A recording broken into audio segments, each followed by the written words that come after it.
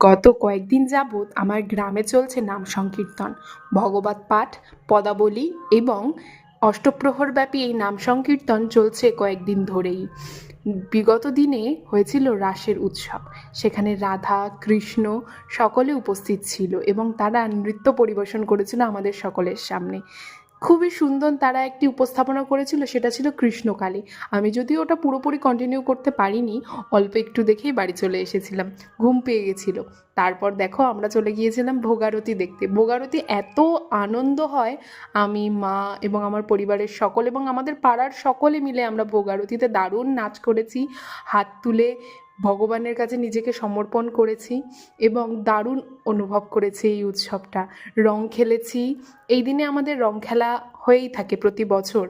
নগর কীর্তনে রং খেলা হয় এবং দিনটা খুব সুন্দরভাবে উদযাপন করেছি। সর্বশেষে ছিল মহোৎসব, যেটার ভিডিওটা আমি আর করতে পারিনি, কিন্তু দিনটা ছিল এক কথায় দারুণ সুন্দর।